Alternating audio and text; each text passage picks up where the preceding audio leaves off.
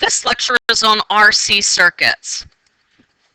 A resistor-capacitor circuit is a circuit composed of resistors and capacitors that are connected to a voltage source as shown in the diagram.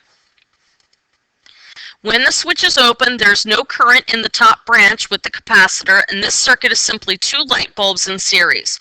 The current through the battery would be V over 2R because each bulb has a resistance of R. And from Ohm's law, we know V equals IR. I is equal to V divided by R. Since the total resistance in the circuit will be 2R, the current through the circuit will be V divided by 2R. Immediately after the switch is closed, there is no resistance in the branch with the capacitor. So all the current will go through that branch and bypass the second light bulb. Therefore, the current through the battery increases and becomes V over R because we have effectively cut out that one light bulb. A long time after the switch is closed, the capacitor becomes fully charged and no more current flows through the top branch. Then the circuit goes back to the original circuit as if the capacitor was never connected at all.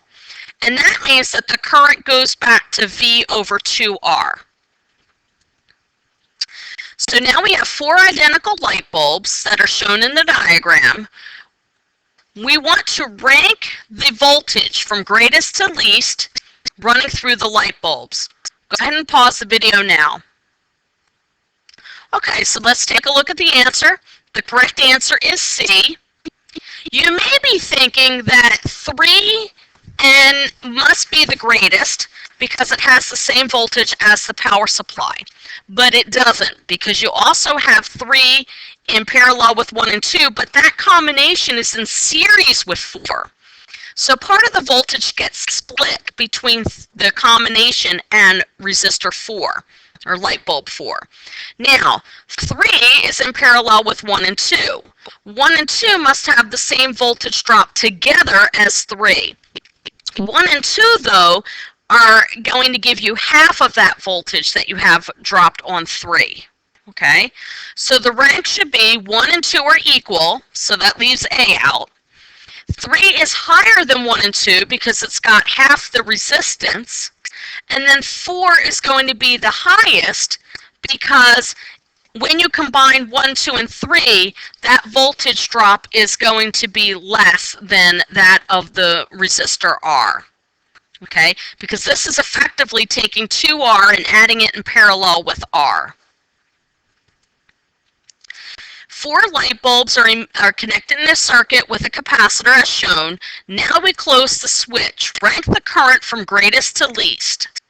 Go ahead and pause the video. Okay, so let's take a look at the correct answer. The correct answer is D. What? How is that possible? Okay, so let's take a look. First off, the capacitor here has 0 resistance. At this junction, the current has a choice. It can go through 3, it can go through 1 and 2, or it can go through the 0 resistance capacitor. It's going to go through the 0 resistance capacitor. Okay, so that means that the current through 4 is the current in the circuit. And then we have a slight amount that might go through 1 and 2 and 3, but most of it is going to then go through the capacitor here. And that means that 1, 2, and 3 will have the same current running through them, since all the current will go through the capacitor. In fact, the current through 1, 2, and 3 will most likely be 0. Okay, so 4 is going to have the most current, all of the current. 1, 2, and 3 will have 0 current, and that's why I4 is greater than I1, I2, and 3, which have to be equal because they equal 0. 4 identical light bulbs are connected in a circuit with a capacitor as shown. The circuit has been closed for a long time. Now rank the light bulbs based on their brightness. Go ahead and pause the video now.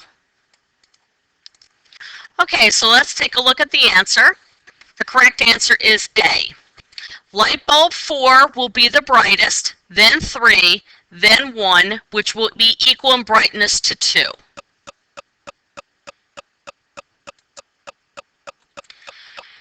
talk about the energy stored in RC circuits. Remember from the previous unit when we covered capacitors and how they store potential energy.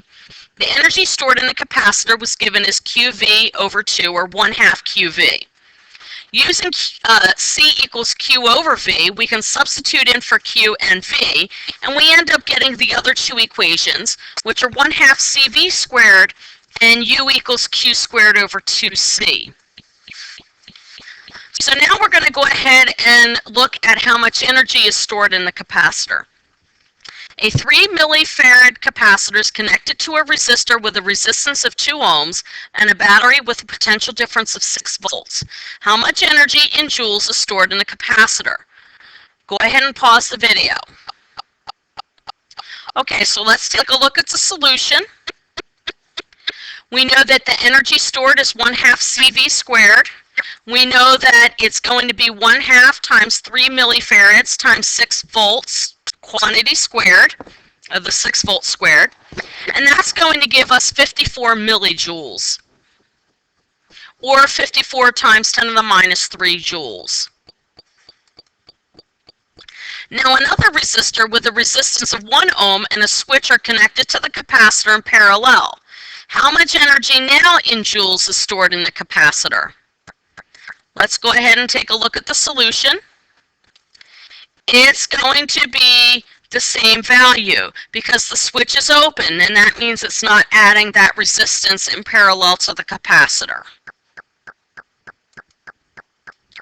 Now the switch is closed for a long period of time. How much energy in joules is stored in the capacitor?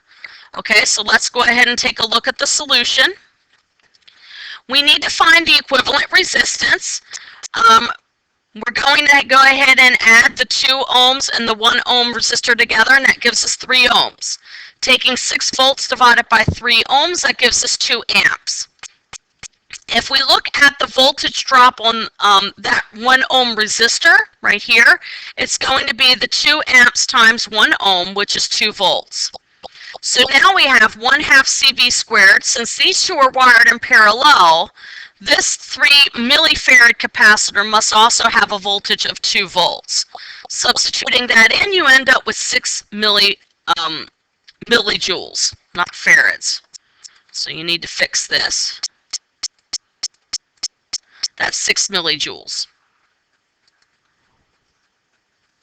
Okay, that is the end of the unit on RC circuits.